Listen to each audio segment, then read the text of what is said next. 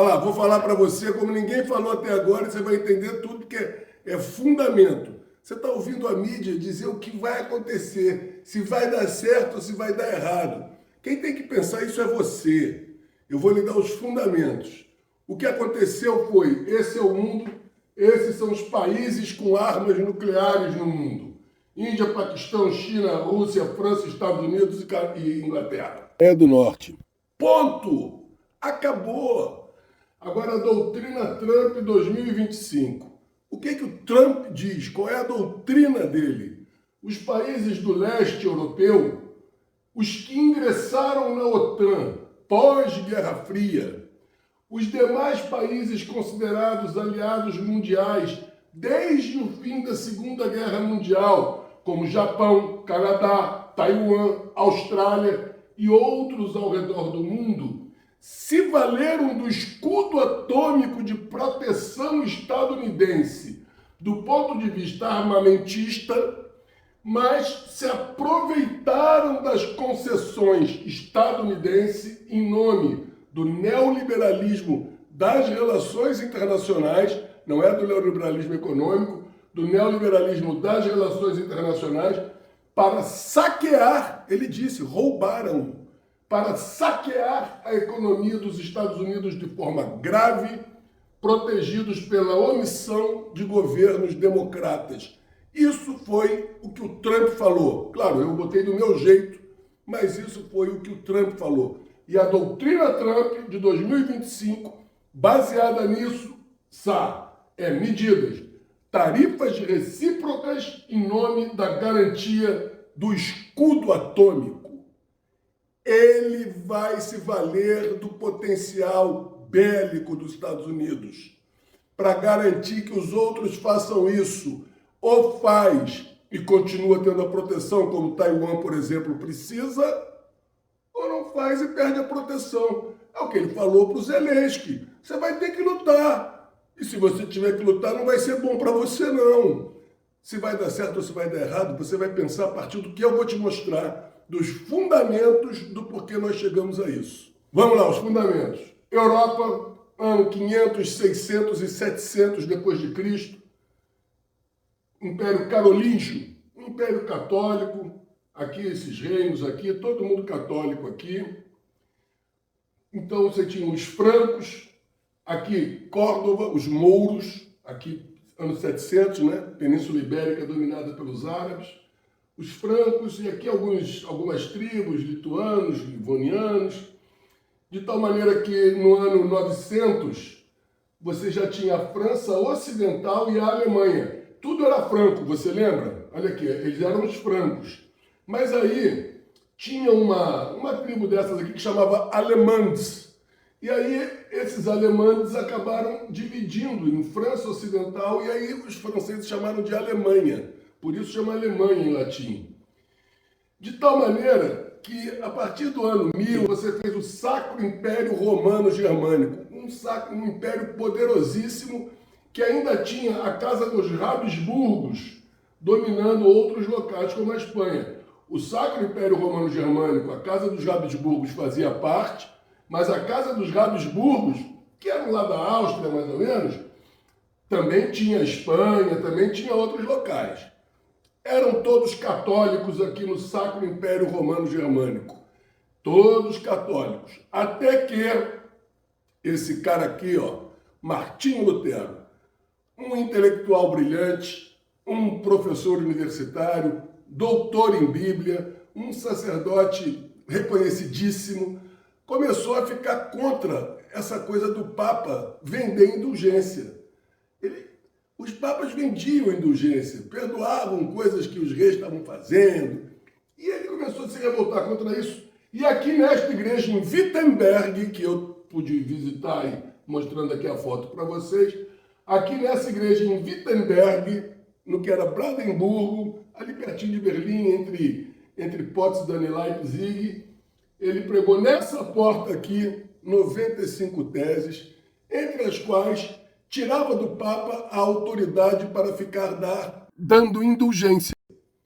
E esse cara reformou. Ele não queria, ele era católico, Mas a ideia dele de tirar do Papa a ideia da autoridade de dar indulgência, transferi-la para a Bíblia, fez dele um marco na história do catolicismo e do cristianismo e foi a primeira grande divisão. Aí o protestantismo tomou conta da Europa inteira. E aí era o seguinte, nessa onda dele, Calvino, que tinha 8 anos quando ele pregou aquelas teses em 1517, também espalhou o luteranismo, o Henrique VIII, que queria se casar uma porção de vezes e o Papa não deixava. Todo mundo se aproveitou das teses do Lutero e foram fundando igrejas protestantes, de tal maneira que o Sacro Império Romano estava muito dividido entre católico e protestante.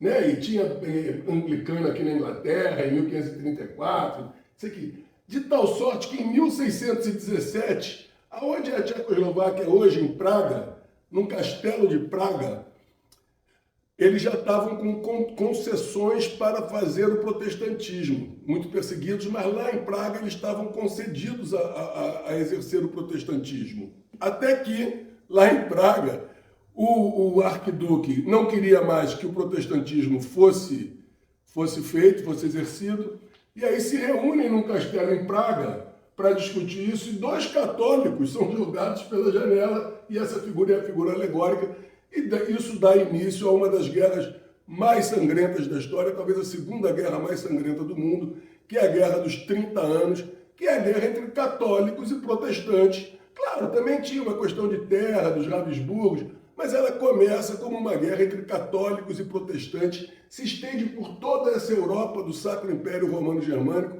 leva 30 anos, morrem 8 milhões de pessoas, de tal maneira que em 1648 se reúnem para um tratado de paz, e isso é conhecido como a Paz de Westfália.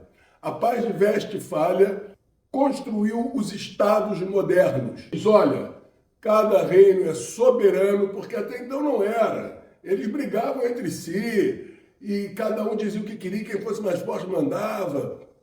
E a Paz de Westfália diz, todos os estados agora são soberanos e iguais, todos têm o mesmo valor. Aí, esse camarada aqui, Thomas Hobbes, escreve o Leviatã. E é uma teoria geral do Estado que foi muito usada naquela época, que ele diz o seguinte, ele diz, minha mãe deu luz a gêmeos, eu e o medo. Então ele diz o seguinte, o mundo vivia uma anarquia. Por quê? Porque, na verdade, agora ninguém confiava em ninguém. Todo mundo era soberano, mas todo mundo pode invadir o outro. Por quê? Porque o cara tem a liberdade de fazer o que quer. Olha o que ele diz aqui que eu reduzi para vocês.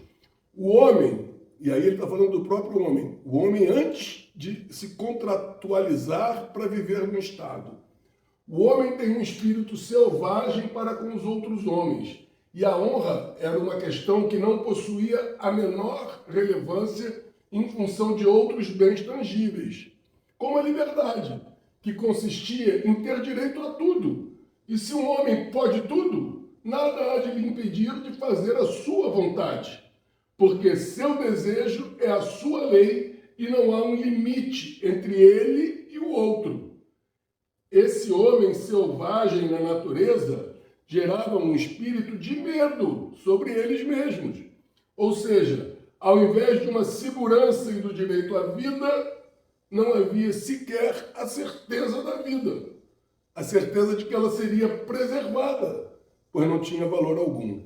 Com essa ideia de que o homem, na sua natureza primária, primordial, era selvagem, ele cria a situação do medo e diz, e ele defende os estados absolutistas e poderosos, porque ele diz, com medo é melhor ter alguém poderoso impondo medo aos outros para nos proteger. Então o Hobbes, na teoria geral do Estado do Hobbes, ele defende um Estado absolutista e poderoso para proteger os homens desse medo de morrer.